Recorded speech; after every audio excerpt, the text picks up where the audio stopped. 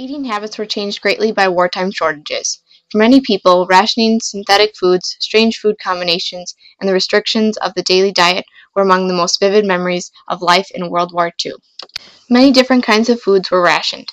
Food rationing was introduced in stages, beginning in January of 1940. Rationed items included bacon, butter, sugar, meat, tea, cooking fat, jam, cheese, eggs, and milk. Important details significantly relating to rationing includes the following. There was a point system for a range of goods. The point system gave shoppers a choice of foods such as breakfast cereals, condensed milk, biscuits, canned fruit, or fish.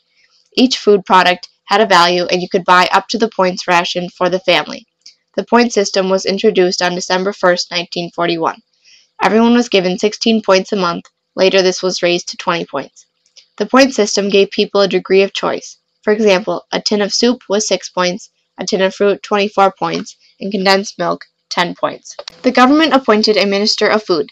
His job was to sell the benefits of rationing to the public and educate people into better eating habits. The loss of imports saw the need to increase agricultural production. As more and more supply ships were being sunk by the German U-boats, additional homegrown food was needed. All able-bodied men would need to fight, leaving a shortage of labor to work on the farms. The Women's Land Army provided much of the labor force required. People were encouraged to grow their own food. The Dig for Victory campaign saw people turn their flower beds into vegetable patches. The aim was to make Britain as self-sufficient in food as possible. Chickens, rabbits, and even pigs were reared in town gardens. Some foods such as potatoes, bread, and coffee were not rationed. Coffee was not such a popular drink as it is now. There were no fast food outlets other than the chip shop, which opened at weekends. This was considered a treat, not an everyday meal. The wartime loaf was made of wholemeal flour, and it was very healthy. As less wheat could be imported, more flour was extracted from what wheat grain there was. This method provided a wholemeal loaf, high in vitamin B1, but different from the white bread people were used to. The emphasis was on importing high-energy foods.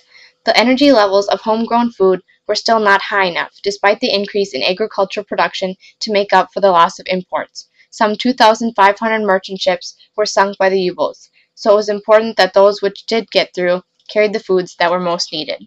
A radio cookery show called The Kitchen Front became a big hit. It became this way because many housewives were struggling to make the family ration stretch and to make meal times more interesting. As a result, some really bizarre recipes were put forward. People were encouraged to preserve perishable foods. There were leaflets on pickling onions, bottling fruit, and preserving tomatoes. The idea was to preserve food when available for use in the winter. No food was wasted. Apple peels were boiled to make a lemon substitute in jams or drinks. Bacon rinds provided fats for cooking meat or were used for flavoring soups, and stale bread went into puddings or to make stuffing. Other scraps fed the animals. Supplying the fighting men with enough food was an enormous task. There were field canteens, and where these had not been established, compo or composite, rations were provided, containing enough food for 14 men. There were also 24-hour ration packets for troops in active combat. The food was not exciting, but contained everything necessary to maintain health. When one went grocery shopping, they couldn't just walk into a shop and buy as much sugar or butter or meat as they wanted, nor could they fill up their car with gas whenever they liked.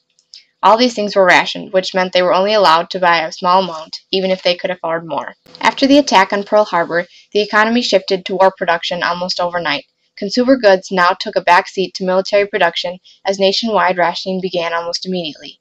In May of 1942, the U.S. Office of Price Admission, or the OPA, froze prices on practically all everyday goods, starting with sugar and coffee.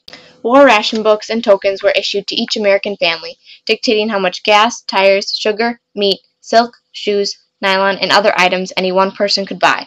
Across the country, 8,000 ration boards were created to administer these restrictions. The 1943 Sears, Roebuck and Company catalog contained a list of all rationed farm equipment and tells the reasons and benefits of rationing as well as who is eligible. Even chicken wire fencing was rationed.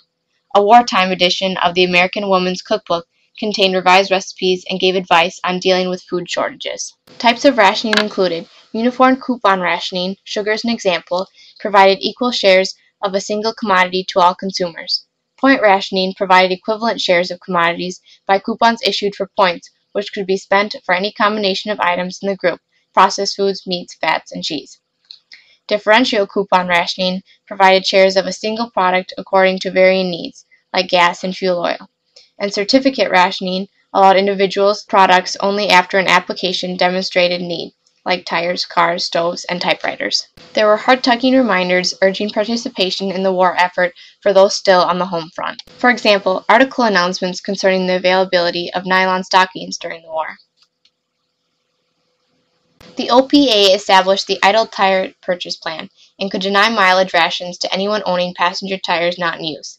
Voluntary gas rationing proved ineffective, and by the spring of 1942, mandatory rationing was needed. To get your classification and ration stamps, you had to certify to a local board that you needed gas and owned no more than 5 tires. By the end of 1942, half of the U.S. automobiles were issued an A sticker, which allowed 4 gallons of fuel per week. That sticker was issued to owners whose use of their cars was non-essential.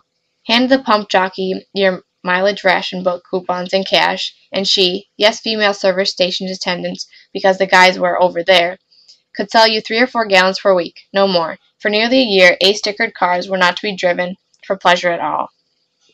The green B sticker was for driving deemed essential to the war effort.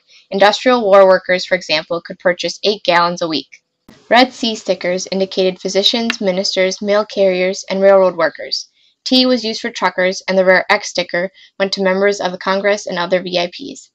Truckers supplied the population with supplies had a T sticker for unlimited amounts of fuel.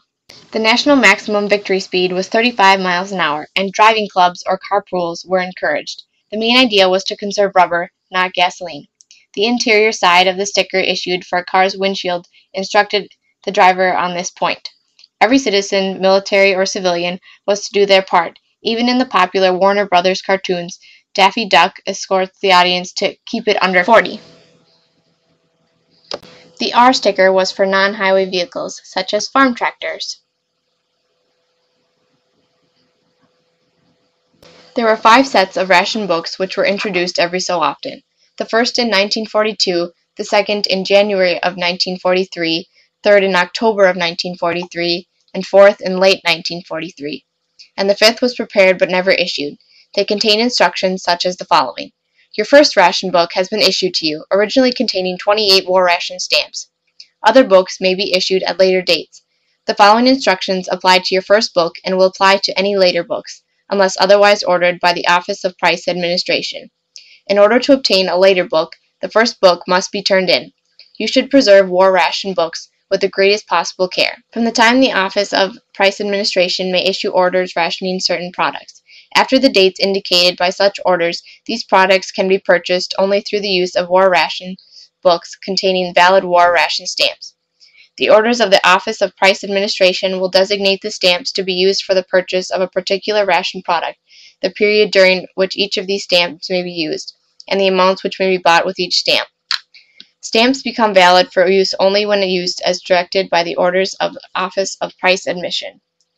This book is the property of the United States government. It is unlawful to sell or give it to any other person or use it or permit anyone else to use it, except for when to obtain ration goods for the person to whom it was issued. Persons who violate rationing regulations are subject to $10,000 fine or imprisonment, or both. Everything involved in rationing supported the war effort. Everyone was to do their share and abide by the law. It was a patriotic time that became a way of life up until the war was over.